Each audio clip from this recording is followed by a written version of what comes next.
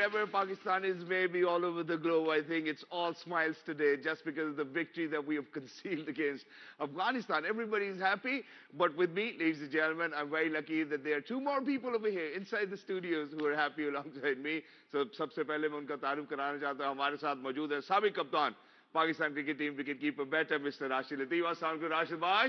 वालेकुम अस्सलाम मुबारक हो शहजाद आपको. भाई, आपको बहुत मुबारक.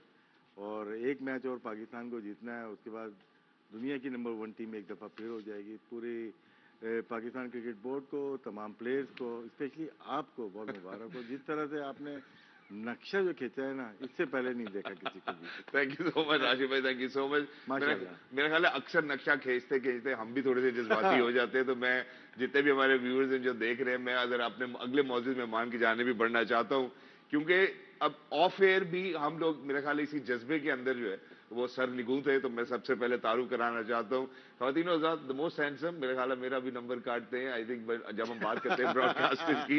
ही is the one and only former test cricketer mister Bajid Khan. Bajid भाई अस्सलाम वालेकुम. वालेकुम सलाम. बहुत बहुत मुबारक हो. कभी डाउट था आपको? नसीम शाह बैटिंग कर रहा था, आपको डाउट था? नसीम शाह के ऊपर तो बिल्कुल डाउट नहीं था. वो ट्राई जरूर उसने करना था, बाकी सब किसी के ऊपर डाउट नहीं था. लेकिन ऐसा लग जरूर रहा था फॉर अ मोमेंट कि शायद गेम हमारे हाथ से स्लिप हो रही है. आपको लगा ऐसा कि गेम शायद हमारे हाथ से स्लिप हो रही है? उम्मीद बहुत थी, क्योंकि अफगानिस्तान भी फुल कोशिश कर रहा था कि मैच ना जीते. बिल्कुल. तो फिर नसीम शाह वही बॉलर, वही मनाजिर और वही वक्त और मतलब, लेकिन क्रेडिट जरूर देना पड़ेगा कि जाहिर है कि ऐसा जब मैच आप निकालते हो तो फिर आराम से अगर आप मैच जीत जाओ तो उससे टीम की यूनिटी उतनी नहीं होती जिस तरह अब ये मैच, अभी ये यूफोरिया जो है ना, अब मेरा ख्याल है कि ये अगले मैच तक ही जाएगा और इसका इंपैक्ट जरूर रहेगा अफगानिस्तान के ऊपर. लेकिन Afghanistan was so close but yet so far. और अगर हम अफगानिस्तान की वैसे भी मेरे ख्याल है मैं बात यहाँ पे जरूर करना चाहूंगा कि अगर हम उनकी ग्रिट की, उनकी एप्लीकेशन की बात करते हैं, उनके टॉप ऑर्डर की बल्लेबाजी की बात करते हैं, मेरे ख्याल है they have done a phenomenal job and they certainly did put pressure, lot of pressure on Pakistan. And एक तरफ तो ये लगा कि यार जो हमने पहले प्रोग्राम में बात की थी कि हो सकता है कि शायद हमारे पेसर्स जो हैं वो इतने इंपैक्टफुल नहीं नजर आ रहे. तो मैं जरा एक रीकैप अपने व्यूअर्स को देना चाहता हूं कि आज के पूरे दिन में हुआ क्या है. फिर उसके बाद अपने मौजूद मेहमान की तरफ बढ़ेंगे, देखेंगे कि वो क्या कहना चाहते हैं. तो सबसे पहले जरा अगर हम मैच समरी के ऊपर नजर डालते हैं तो ख़वातीनो हज़रात, टॉस जीतकर अफगानिस्तान ने आज बल्लेबाजी का फैसला किया, पिच को देखते हुए, पिच को मद्देनजर रखते हुए. और अगर हम पाकिस्तान की यहाँ पे बात करते हैं तो we went on to a good start. Unfortunately Fakhar एक इन स्विंगर से जाते हुए मुझे बहुत अफसोस हुआ. But then it was once again Imam ul Haq and then you know they made sure that Imam and Babar going to had a great partnership. In fact 10वीं इनकी ऐसी पार्टनरशिप रही है बाबर की एंड इमाम की जिसमें इन्होंने 100 रन मुकम्मल किए हैं. और उसके बाद अनफॉर्चुनेटली वही डिबेट जो आज हमने दोपहर में की, हमारे एनालिस्ट ने भी बोला कि नंबर 4 के ऊपर शायद रिजवान को दिक्कत हो रही है, टाइम एंड अगेन डिसाइड नहीं कर पाते. फिर देन सलमान अली आ गए एंड देन फिर it was Shadab who actually certainly did establish that okay हम पेव कर सकते हैं रास्ता. Then coming towards Afghanistan bowling, you know certainly they tried their spinners, they tried each and every thing which they had in their armory, but unfortunately I think that it was a victory meant for Pakistan because of their grit, because of their dedication and passion. And so you know, look at the economy rates, certainly high for Fazal Farooqi, you know, who looked as if, you know, he's going to get more lucky after Fakhar, but unfortunately that did certainly happen. Rashid Khan kept on trying, there were a few drop catches as well. Nabi made sure that he's going to try, but unfortunately it didn't certainly happen. Rashid भाई, मैं जरा आपकी take लेना चाहता हूँ इस पूरे match के हवाले से, फिर उसके बाद हम इसको मजीद आगे बढ़ाते हैं. पूरे मैच में शायद ना कर पाऊँ कोई इमाम उल हक निकल के सामने आए. पहले मैच में भी 5 या 6 प्लेयर के साथ पार्टनरशिप छोटी बड़ी मैच विनिंग साबित हुई, और आज भी उनकी 6 पार्टनरशिप छोटी और बड़ी, जिसमें एक 118 की पार्टनरशिप थी.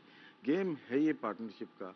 गेम क्यों गया यहाँ तक कि अफगानिस्तान ने 40 ओवर खेले और 48 ओवर में पहली विकेट गिरी, जहाँ पे उन्होंने बेस गेम की रख दी कि ये जाएगा, लास्ट ओवर तक जा सकता है.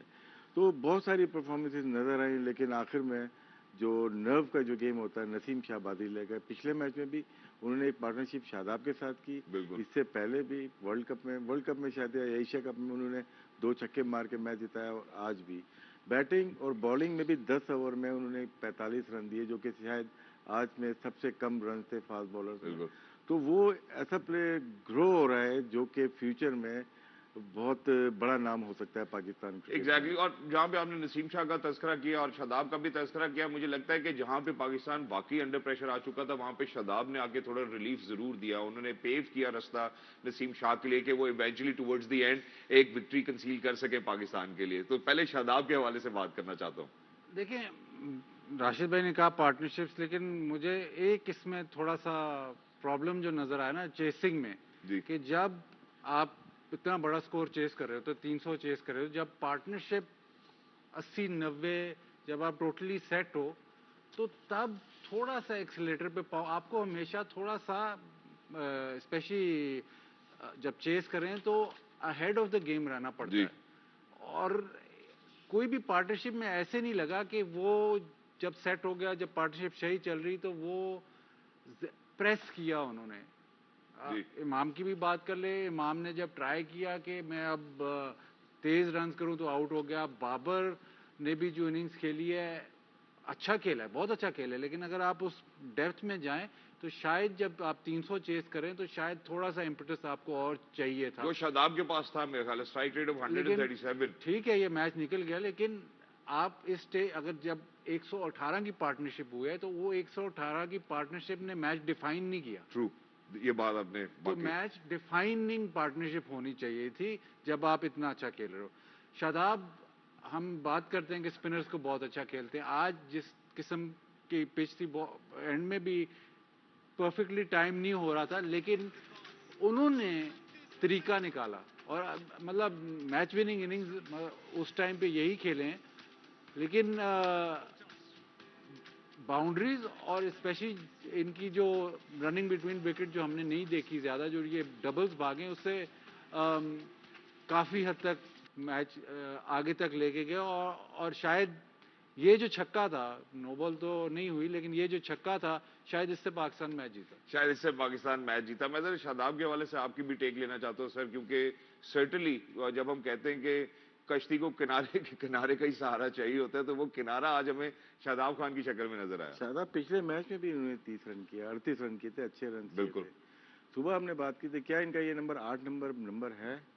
ये क्वेश्चन मार्क पूरी मैनेजमेंट के ऊपर है कि वो अच्छे नंबर पे बैटिंग कर सकते हैं, तो क्यों 7 नंबर पे इफ्तिखार और 8 नंबर पे ये आखिर तक खुद लेके जा रहे हो ना गेम। आपको बीच में, जैसे इन्होंने कहा कि जब स्लो डाउन हो गए, 118 की पार्टनरशिप हुई, तो कौन आता था?